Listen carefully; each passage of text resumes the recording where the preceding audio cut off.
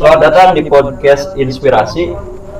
Podcast di mana kita berbagi cerita, kita berbagi pengalaman tentang hidup, tentang apapun itu yang dibingkai dengan santai.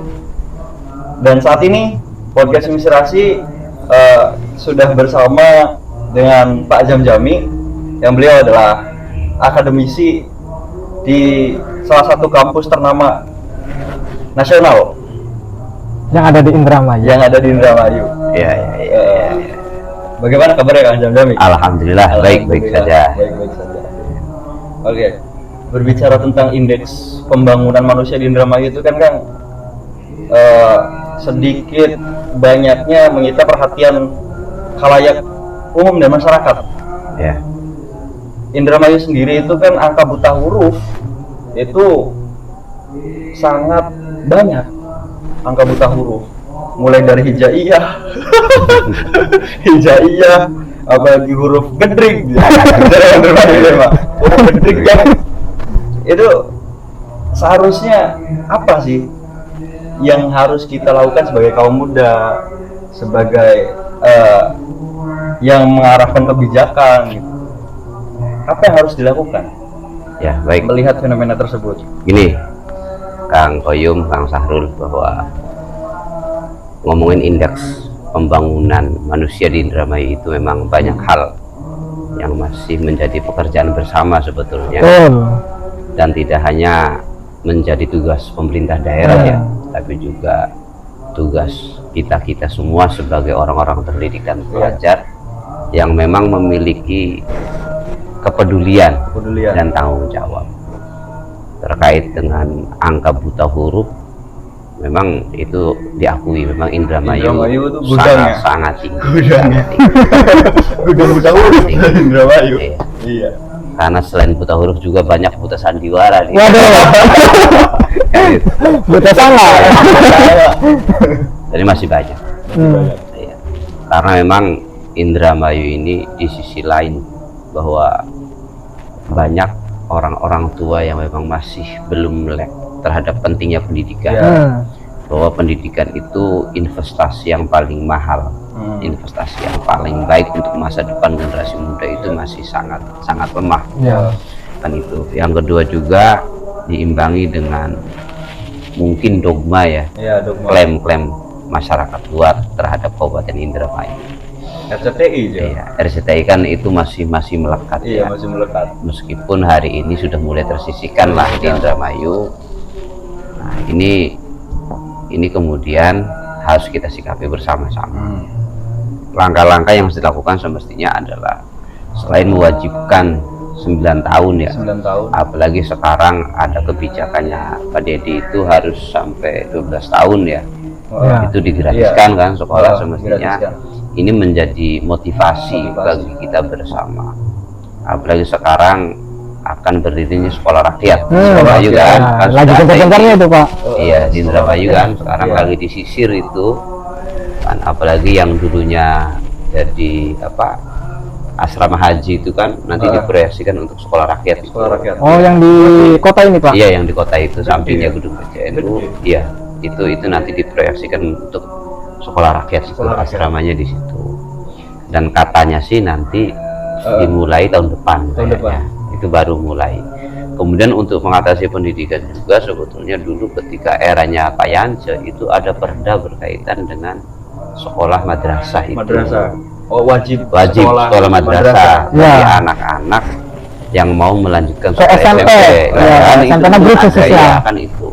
Meskipun itu tidak diimbangi dengan kesejahteraan. Belum maksimal ya. Ada tapi belum maksimal, dan kalaupun ada itu kayaknya bersifat politis. Nah, kan ini yang benar. Jadi itu Kang Koyum sebetulnya. Jadi ya Indramayu itu banyak pesantren sebagai penopang, bukan penopang. Itu sebagai penopang kan, sebagai penopang berkaitan dengan nilai-nilai agama. Itu jadi seperti itu. Tadi kan disebut ada sekolah rakyat. Ini program unggulan dari presiden. Maksud sekolah rakyat ini mencerdaskan rakyat atau menjadikan masyarakat Indonesia itu rakyat aja, nggak bakalan naik ke pemerintahan gitu. Ya gini. Maksud Kan dari rakyat itu terminologi sekolah Iya. rakyat itu kan ada dari dulu. ada dari Dan dulu. orang tua kita yang kelahiran tahun 40-an itu kan dulu sekolahnya sekolah rakyat. Iya. Kan itu belum ada SD, itu dulu sekolah rakyat namanya kan. Rakyat. Itu. Bapak saya itu kelahiran 42 bapak saya itu dulu sekolahnya itu ya bukan sekolah SD, sekolahnya sekolah rakyat. Kan gitu. Berarti nggak pemimpin. Enggak bukan? pemimpin Iya. tetap jadi rakyat. Tetap jadi rakyat. Nah, iya. Kalau ngambilnya terminologi bahasa. Tetapi Iya. saya yakin salah satu program unggulan dari Kementerian Sosial ini Iya.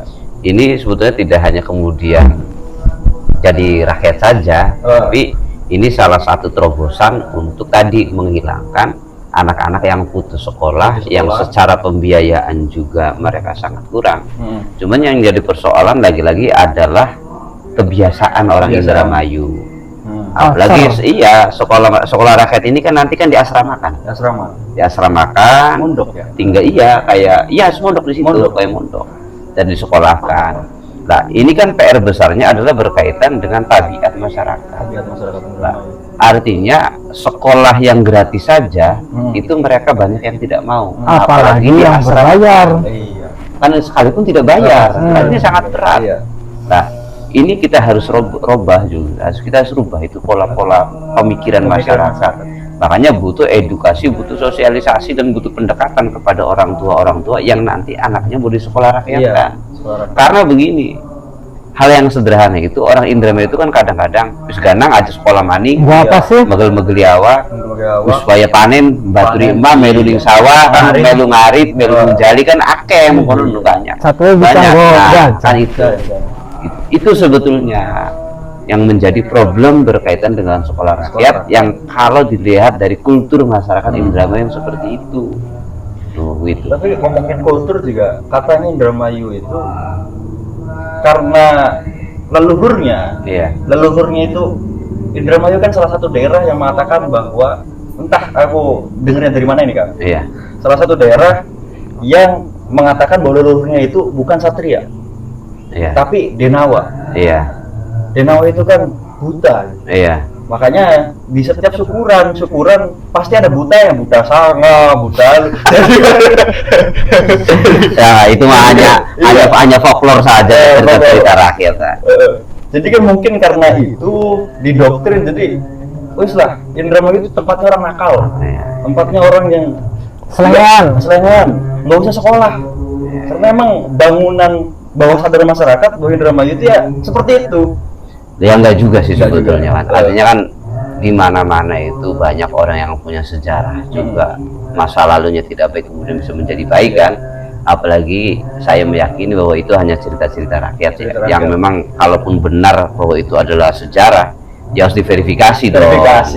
Termasuk sejarahnya itu kan gitu. Termasuk ini nggak Pak? Kayak saya pernah dengar istilah gitu bahwa masyarakat Indramayu itu ibarat suketeki katanya Pak.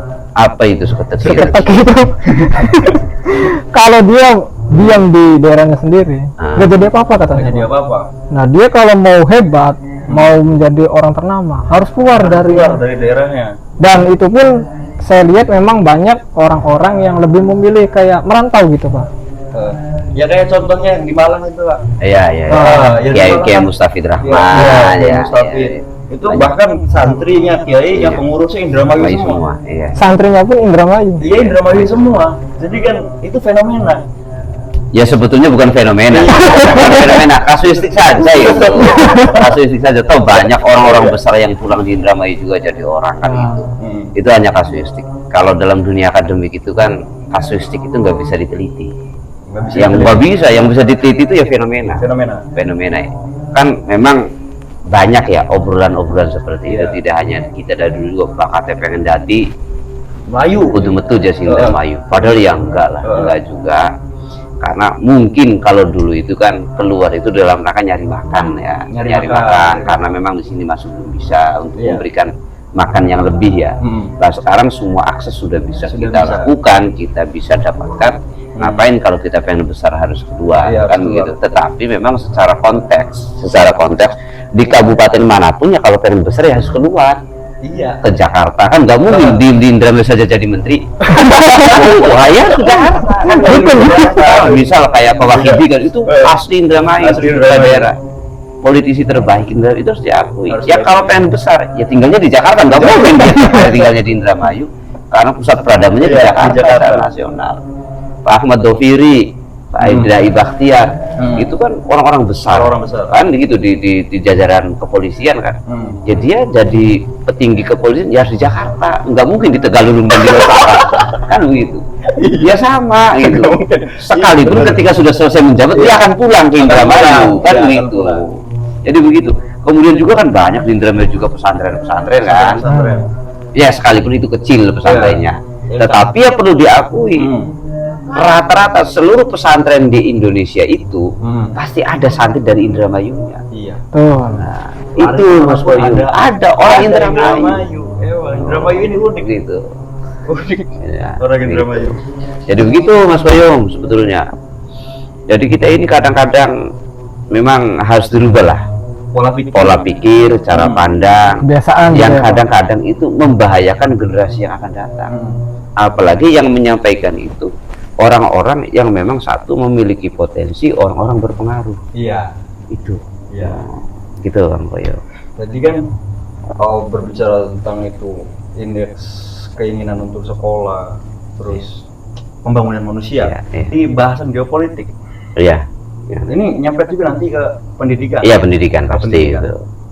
Itu kan Indramayu secara geografis itu pertanian, Iya. peternakan, perikanan. Perikanan. Sama Tapi- kelautan juga itu. Kelautan. Iya. Tapi rata-rata anak Indramayu yang keluar kemudian kuliah itu malah lari ke pendidikan.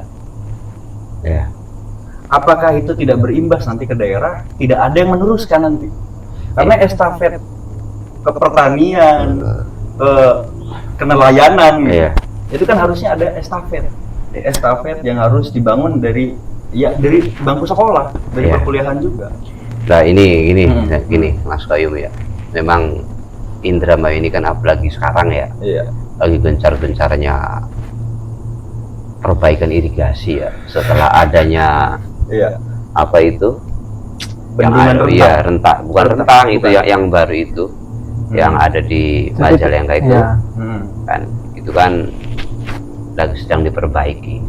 Ini menjadi potensi sebetulnya bahwa Indramayu digenjot untuk kembali menjadi lumbung nasional, Lumbung menjadi penghasil padi terbesar ya di Terbesar. Indonesia.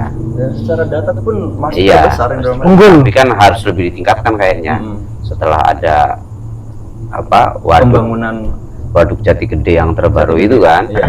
Nah, ini menjadi potensi. Kemudian juga kita punya garis pantai yang panjang dan punya potensi perikanan besar juga kan. Kemudian juga apalagi tadi selain perikanan, kelautan, pertanian, Ada juga ini Pak, minyak dan gas. minyak dan Perminyakan gas, itu. ya perminyakan. Jadi kan di Akamiga saja itu, Pak. Iya, Indramayunya tuh bisa dihitung jari. jadi iya, iya. Akamiga Ya ini kan menjadi persoalan juga bagi kita ya sebagai rakyat Indramayu. Lagi nih, kan kenapa ketika keluar pada sekolahnya tidak di pertanian apa? Itu kan bukan pada persoalan nanti siapa yang mewarisi Iya, sebetulnya. iya. Padahal kalau ngomongin pertanian itu kan, kalau saya dulu pernah kuliah itu jadi aktivis pertanian itu kan al-falahu sayyidul balad. Iya. Bahwa petani itu adalah tuannya negara kan begitu. Dan kekuasaannya adalah nyata. Tetapi faktanya hari ini memang kita yang basis produksi, basis produsen, basis pencarian orang tua gitu kita itu petani. Justru anak-anak muda sudah tidak tertarik lagi dengan pertanian. Kan begitu, bahkan ketika nyari orang yang mau tandur di tiap Tanam. desa Sulit. itu sangat sulit. Sulit. Nyarinya itu rombongan. Rombongan. Iya kan? Borongan. Yang pakai mobil pickup kecil Iya. yang Singa bertingkat Depok. bersusah. Kan itu. Singa Depok. Dan itu rata-rata pekerjanya itu kan ya sudah usia-usia di Iya, atas 50 manula, ke atas. iya. Iya kan? Sudah bukan waktunya lagi. Iya, semestinya gitu. Nah, ini juga menjadi pekerjaan bersama. Kemudian ketika panen juga kan, sekarang sudah beralih ke kombain yang lebih Kombain. canggih kan gitu. Meskipun kombain itu ada sisi positif dan Ada negatifnya negatifnya. kan begitu. Nah, ini menjadi pekerjaan. Dulu itu sempat digagas bahwa Digagas. ada harus di Indramayu harus ada sekolah yang memang berbasis kearifan Kearifan lokal. local wisdom. Tetapi kan faktanya juga kenyataannya tidak bisa besar juga karena memang harus ada andil pemerintah. Hmm. Karena bagaimanapun juga hal-hal yang berkaitan dengan hajat hidup orang banyak itu harus ada sentuhan tangan pemerintah. Kalaupun pusat tidak mau, minimal pemerintah daerah, kan begitu. Kemudian juga berkaitan dengan kelautan, dengan perikanan, baik tambak ya, empang maupun para nelayan. Ini kan sentuhan-sentuhan pemerintah juga kan masih belum maksimal. Faktanya apa, di Karangsong, di mana-mana tempat pelelangan ikan, itu peran pemerintah masih belum maksimal. Ya Pak, apalagi Masih belum maksimal karena penjualannya itu masih konvensional kita ini. Lo pernah lihat ya? Iya. Di Karangsong itu pernah di branding peternakan ikan, tapi bukan air laut, air tawar lele. Iya, iya. Itu kan kalau secara geografis kan nggak make sense. Nggak make sense, ya. Nggak make sense. Yang di kandang laut juga banyak itu. Kandang laut juga banyak kan. Gitu. malah. Dan satu lagi yang lebih menarik itu Indramayu kalau harus digali potensinya itu garam. Garam itu sama sekali belum tersentuh di Indramayu itu. Apalagi sekarang tuh banyak garam untuk mandi garam gitu ya, biar sehat, biar terlepas dari rasa malas, biar nggak fatur gitu ya. Aura-aura negatif Negatif, tatak saraf. Iya. Karena begini, ini kan gini, saya sempat dibilang itu tolong dong di daerah Kerangkeng itu kan sekarang yang masih produksi garam itu daerah Kecamatan Kerangkeng itu. Ada juga tuh Pak, di Cemara itu. Di Cemara ada kan, tapi yang saya lihat banyak itu kan di Kerangkeng itu. Kerangkeng. Itu memang sama sekali pemerintah daerah belum turun. Dan kalau musim hujan garam itu kan mahal. Iya. Karena produksinya susah. Tapi kalau musim kemarau panas ya. Karena produksinya gampang. Harganya anjlok. Nah, kemudian yang kedua juga garam di situ kan masih bahan. Harus dikirim lagi ke pabrik untuk menciptakan yodium. Yodium. Kan itu. Artinya kalau itu menjadi basis produksi masyarakat, tempat pencarian masyarakat, kenapa sih pemerintah tidak hadir di sana, dimaksimalkan kan begitu? Justru malah Indramayu menghadirkan investor, pabrik ini, pabrik itu, yang tidak based on daerah. Nah, itu maksudnya. Jadi sebetulnya kan ini konsep itu bahwa siapapun pemimpin daerahnya, maka yang harus digali potensinya itulah potensi daerah. Karena itu adalah sesuatu yang sudah hidup di tengah-tengah kehidupan masyarakat. Itu, nah itu Kang Koyum sebetulnya. Saya tuh awal ditanya, tolong dong itu garam diperhatikan, itu potensi. Apa bukan pemerintah itu ya? Apa kiai yang nggak gerak? Ya kiai nggak ada. Soalnya kan biasanya kan untuk mandi rupiah. Wah, nggak bisa. Kan kata kiai, karena gini Kang Koyum, kata kiai itu 1000 kiai itu nggak ada apa-apanya dengan satu kepala daerah. Begitu. Kalah karena tanda tangannya kepala daerah itu sangat bermanfaat sekali dan sakti. Itu. Berarti kudu dari bupati. Jadi bupati. Siap. 2029 ya. Harus seperti itu. Jadi sebetulnya banyak lah potensi untuk mesejahterakan, mengentaskan kemiskinan. Karena bagaimanapun juga kesejahteraan itu yang paling utama. Ngomongin pendidikan, ngomongin apa, harus sejahtera dulu orang itu di Indramayu. Makanya kan sekarang gini, Indramayu itu kan ya banyak lah bupati, pemerintah daerah punya visi-visi yang luar biasa itu kan. Tapi faktanya ya begitu-begitu saja sih. Omong-omong. Ya martabat. Iya. Omong-omong. Kan 5 tahun. Kan begitu saja gitu. Nah ini harus menjadi pekerjaan. Kalau saya sih lebih baik bahwa ini peran serta seluruh masyarakat seluruh elemen masyarakat, tidak berpangku kepada pemerintah daerah. Kemudian juga tadi ngomongin tentang gas ya, minyak dan gas. Indramayu punya potensi luar biasa. Lah, itu tuh ya belum bisa dimanfaatkan secara maksimal oleh pemerintah daerah. Apalagi kan yang ada di Indramayu ini kan BUMN ya. BUMN. Jadi kita masih kurang itulah. Perimbangan gas juga katanya kan 6% untuk daerah. Iya semestinya seperti itu. Tapi itu kan ya kalau misalkan Pertamina pusatnya induknya di Indramayu. Iya. Ketika 6% itu kan udah berapa? Udah berapa? Seharusnya. Kan, ya tinggal dimaksimalkan saja lah, tinggal berani atau tidak untuk masuk karena BUMN itu kan begitu sebetulnya. Tapi ya kalau di lingkungan masyarakat sekitar ya dampaknya mungkin ya belum signifikan karena memang kan ketika harus misal penyerapan tenaga kerja ke Pertamina kan harus sesuai dengan kualifikasi. SOP yang ada di Pertamina kita nggak asal-asalan kan begitu, kita nggak bisa. Itu paling ya penyerapan tenaga lokal ya paling outsourcing yang sifatnya pekerja kasar. Helm Kan itu. kuning. Iya, helm kuning. Jadi begitu. Pada sombong, mancing Pertamina. Pada sombong orang sering Pertamina. Pada helmnya kuning. Jadi begitu Kang Koyom ya. Siap. Kan memang harus ada perhatian dari pemerintah daerah. Karena uluran tangan pemerintah itu lebih besar dan lebih besar harapannya untuk kemajuan dan kesejahteraan daripada 1000 kiai. itu. Percuma berarti banyak kiai kalau Ya bukan percuma hitungannya. Kalau bukan percuma, jadi bahwa peranannya. Karena kalau pemerintah daerah itu berkaitannya dengan kebijakan. Ya contoh saja. Dulu itu madrasah diniyah itu kan sudah ada dari dulu. sudah ada. Tapi ketika pemerintah kepala daerah kemudian menyentuh dengan ada aturan, kan akhirnya ini menjadi sesuatu yang sifatnya wajib. Kan? Karena apa? Karena punya implikasi ketika dia mau lanjut ke SMP tanpa ada ijazah madrasah nggak bisa diterima. Tidak bisa masuk. Nggak bisa masuk. Kan begitu. Artinya ini peran kepala daerah itu sangat penting. Kalau hanya kiai kampung kan pasti ngomong nang sekolah itu kan hanya sekedar tidak punya sanksi ya, tidak punya sanksi. Tapi kalau ada regulasi aturan itu jelas sanksinya.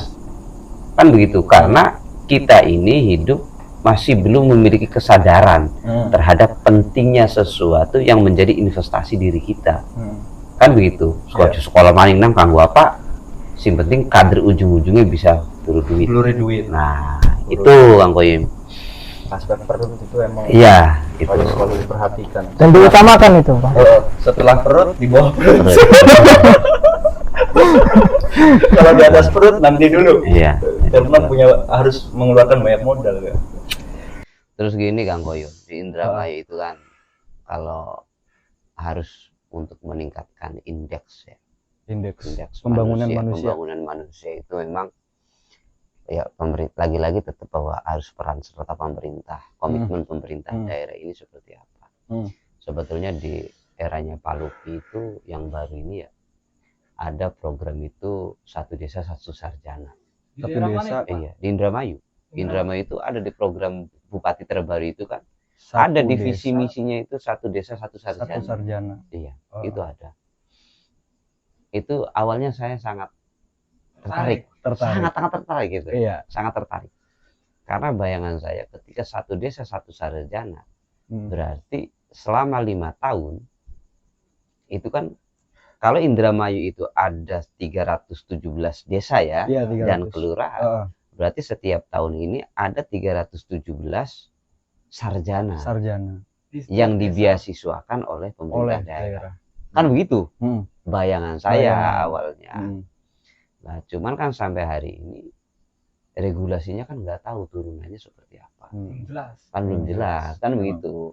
Karena begini, ketika 317 per tahun kali 5 tahun, itu kan mendekati 1000. Kan itu sangat luar biasa sekali. Saya jangan mau lulus ya Kang. Sing kuliah ya. Beda cerita. Enggak, maksud saya begini. Artinya nanti itu implikasinya itu jelas. Artinya saya tuh harapan saya, bayangan saya begini. Satu desa satu sarjana nanti ada dapat beasiswa dari pemerintah daerah. Mereka itu kuliahnya jangan di luar Indramayu, harus kuliahnya di Indramayu. Di kampus-kampus yang ada di Indramayu. Yang ada di Indramayu. Ya, misal ada Unwir, ada Polindra, ada IAI Pangeran Darmakusuma, ada Institut Pangeran Darmakusuma, ada Setiti NU, ada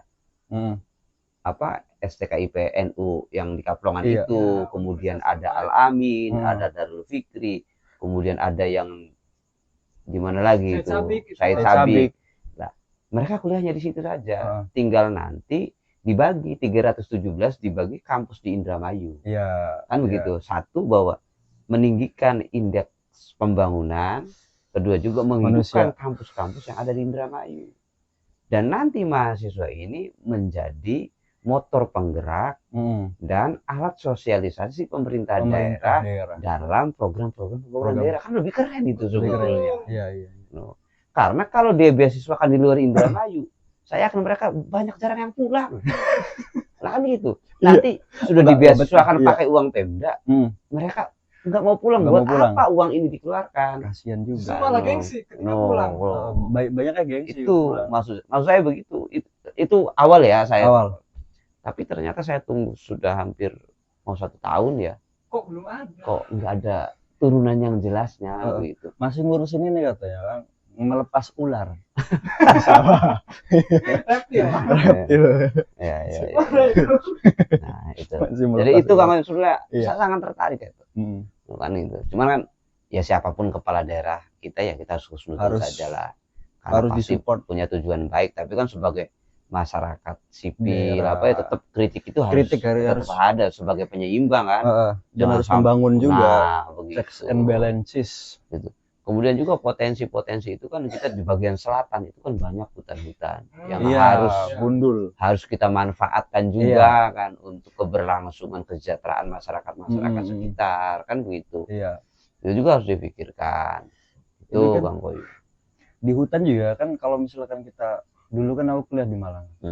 Aku sering ngobrol juga sama petani-petani hutan bahwa di hutan itu ada kearifan lokal yang hanya diketahui oleh masyarakat sekitar. Iya. Kayak contohnya kenduren. Kalau di sana kan kenduren, misalnya kenduren hutan.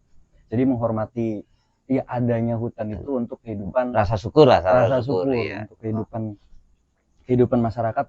Karena awalnya dari hutan juga Makan kita ya. Iya, makan kita oksigen juga dari hutan. Tapi Indramayu kan kurang terekspos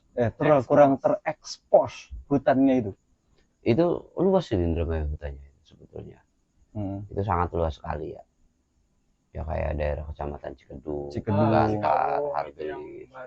Kan itu kan sebetulnya ya memang sudah ada sih sebagian untuk kebermanfaatan masyarakat ya, tanah-tanah hutan itu diberikan. Tapi itu kan masih belum seberapa ya dimaksimalkan, dan memang luas tanah yang diberikan juga kan masih belum maksimal. Kemudian yang kedua juga kan masih, kalau bahasa orang Indramayu itu masih banyak terjadi tumpang pacul lah. Tumpang pacul, apa itu ya? Tumpang pacul itu sewa menyewa yang nggak jelas. Sudah disewakan di orang ini, kemudian disewakan lagi ke orang lain yang harganya lebih mahal, tanahnya satu. Kan ini kan kasihan juga kan itu. Lagi-lagi peran pemerintah ini sangat penting ya Pak? Ya sangat untuk pembangunan manusia itu memang peran pemerintah sangat penting sekali. Karena tadi selain secara formal juga mendorong, kemudian juga kan sebagai bisa berkomunikasi dengan tokoh-tokoh masyarakat untuk mengedukasi masyarakat yang memang belum sadar atas pentingnya hal-hal yang diharapkan oleh pemerintah dalam meningkatkan indeks pembangunan manusia yang ada di Indramayu. Tapi kan gini, kita ini sudah mulai membaiklah Indramayu ini, ngomongin indeks pembangunan artinya premanisme juga sudah hampir ya kan, terkikis. Sedikit. Kemudian juga misal di tempat keramaian juga kita sudah mulai nyaman kan gitu ya. Dulu itu kan kalau nongkrong di tempat-tempat itu kan preman-preman pelara diri kan begitu kan kita nggak nyaman juga. Nggak nyaman. Sekarang ini kan sudah agak mulai bahwa perilaku itu memang tidak baik. Kan gitu. Ya ada Car Free Day, ada itu kan juga membangun ada tempat kumpul di Indramayu. Sebelumnya kan nggak ada tempat kumpul di Indramayu. Itu Kang Koyum. Apalagi sekarang juga kan sudah ada mall ya. Ada Baitul Mall gitu. Kan ya. Itu sudah ada kan. Kalau dulu kan kita harus ke Cirebon, Brage kan gitu. Sekarang sudah agak mending lah bahwa uang orang Indramayu berputarnya di Indramayu. Kan gitu. Karena kalau urusan jajan orang Indramayu itu nomor satu. Iya. Walaupun kadang kalau ditanya Indramayu kotanya di mana? Ya embuh, iya. Itu. Untuk pembangunan indeks manusia di Indramayu, harapan dari Kang Jam itu seperti apa seharusnya? Ya kalau harapan saya sih satu, Kang, bahwa pemerintah daerah hadir lah. Semua stakeholder itu hadir memberikan sentuhan kepada seluruh masyarakat akan pentingnya misal pendidikan. Karena kalau ngomongin indeks pembangunan sumber daya manusia, kata kunci itu satu, pendidikan. Karena pendidikan itu kan tadi saya dibilang bahwa investasi yang paling mahal untuk diri kita sendiri pada seluruh masyarakat kan itu. Artinya ketika pendidikan orang itu semakin tinggi, maka segala kesadaran apapun mereka itu akan memenuhi kebutuhan dirinya sendiri tanpa harus mengganggu orang lain. Kan begitu. Ketika itu sudah dilakukan, pemerintah mampu menyentuh ke semua elemen, ini saya yakin pekerjaan-pekerjaan pemerintah juga akan terbantu. Tidak sendirian hadir di sana. Karena kan Indramayu juga hari ini banyak sekolahan-sekolahan yang formal ya, apalagi yang swasta-swasta. Ini kan masih belum maksimal tersentuh gitu, untuk mencetak anak generasi yang nanti akan ikut membangun ya kan itu. Kemudian juga kan harus difasilitasi lah ruang-ruang terbuka, ruang-ruang edukasi, ruang-ruang pendidikan yang non formal juga, tidak hanya formal kan begitu. Kemudian juga ada pesantren. Di Indramayu itu kan hampir di tiap kecamatan itu ada semua. Meskipun kan keberadaannya masih belum banyak santrinya dan lain sebagainya. Itu harus pernah pemerintah juga hadir. Kemudian juga kan madrasah diniyah sebagai salah satu pendidikan keagamaan ya, yang memang sudah jelas aturan di perdanya kan begitu. Ini harus juga dapat sentuhan. Nah, itu harapan saya sih di situ. Kalau harapan saya sih ya, biar kemudian bahwa kita ini sebagai orang Indramayu bangga dengan Indramayunya. Kita sebagai orang Indramayu juga bisa bahwa menyampaikan dengan lantang saya asli Indramayu. Iya beda, karena waktu saya dulu kuliah di Malang tukang payung tahun 2002 itu kalau ketemu sama orang Indramayu itu ngakunya orang Cirebon. Kan begitu. Cirebonnya mana? Orang Indramayu. Saking apanya itu? Kan saking apanya berarti? Ya mereka tidak bangga. Kan begitu. Nah, mudah-mudahan ketika apa yang saya sampaikan tadi dimanapun ya nyebut Dimas Indra